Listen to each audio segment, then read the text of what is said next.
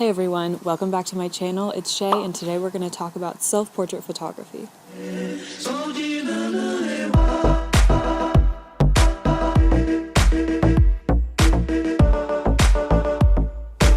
So, tip number one is find your inspiration. One of the places that I go to find inspiration is Pinterest. You can find a lot of really great examples of photographers and portraits that you want to kind of mimic.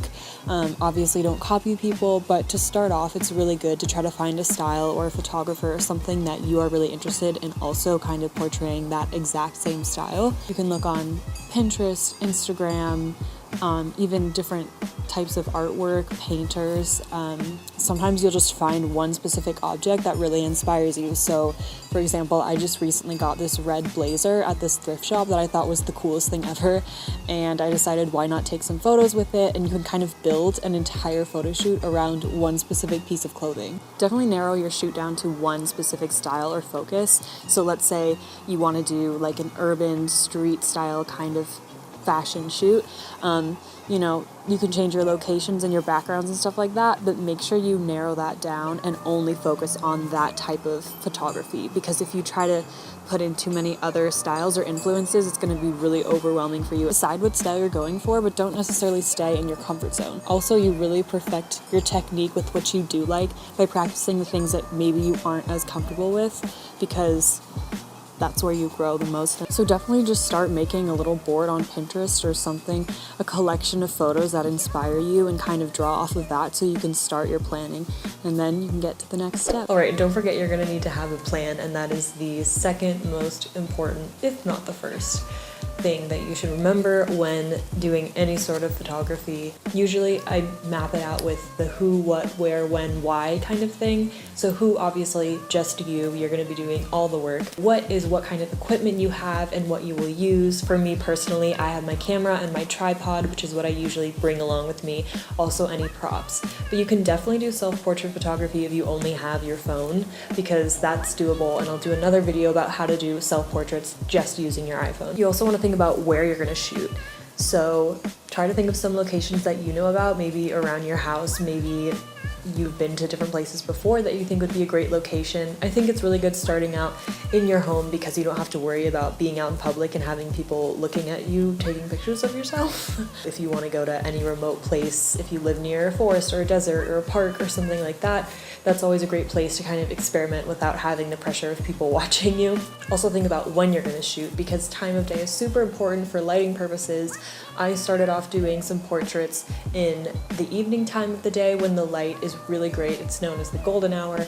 That also happens in the very early morning part of the day. Most people don't want to wake up so early to grab that light, so I recommend starting off in the evening time, like an hour or two before sunset. Middle of the day, the sunlight is really harsh, so it's really hard to try to get a good photo unless you're trying to play around with that direct sunlight and the shadows that it can create.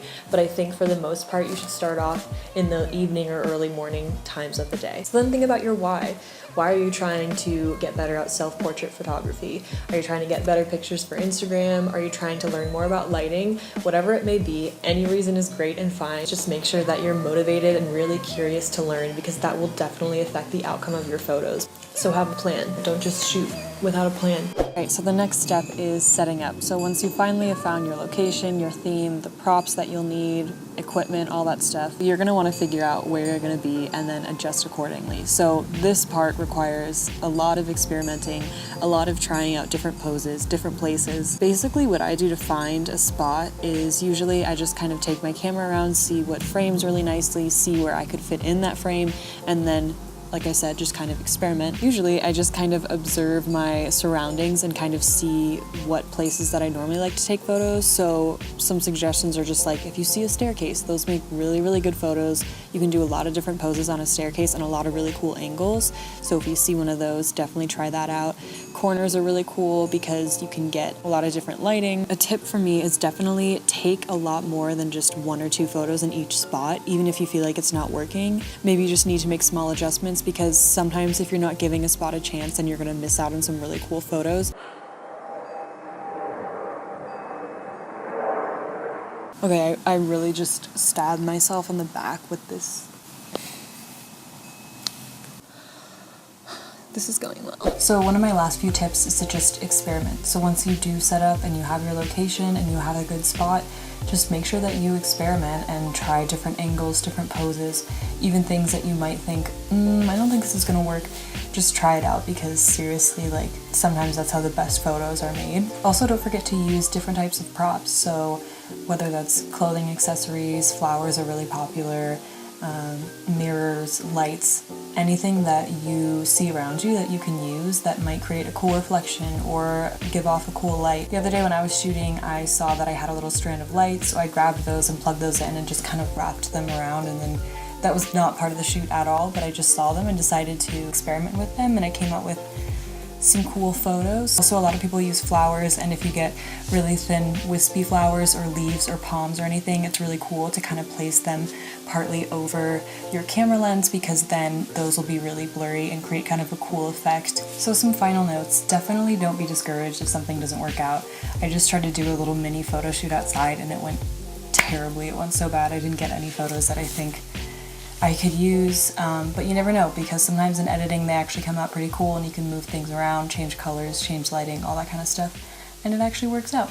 Also keep in mind that a lot of the final photos that you see from these really popular photographers, or maybe people that you look up to, don't actually start out the way that they have been edited. The raw, unedited photos are actually really dark, or the exposure seems off, or something just seems a little bit off, but then it's because of the post and the editing in Lightroom that actually makes the photos really pop and really look great. So if you're taking photos on your phone or your camera and you think they look really bad when they're just the raw photo that you've just taken, just remember that that's not how they're going to come out once you edit them, because you can do a lot in editing to bring up shadows, bring down brightness, things like that, and that's how your photos can go from this to this. When I started out, I was like, why aren't my photos looking like this? But a lot of times in camera, your photos are going to look raw and not the greatest, because they're not going to be as vibrant or as saturated, or especially if you want to move them to black and white. There's so much that you're going to do in editing that don't delete any photos if you think they're bad, because you can probably save them in editing. It's just really all a learning experience, and because you're doing all of it by yourself, you really learn so much more, because you run the show. So with the setup, with the lighting, with the camera, with angles and everything, you really can get super creative because it is just you. So you learn about the whole process, and then you can just be really proud of your work because you did all this. So once again, thank you for watching my videos, and I will be sure to come out with some more. I think my next few videos will probably be me teaching you how I do my different self-portraits and doing some self-portrait challenges, so that way you can kind of see the whole rundown of exactly the process and how it works and how you can take photos if you have a camera or if you have a phone and post them for the world to see. Okay.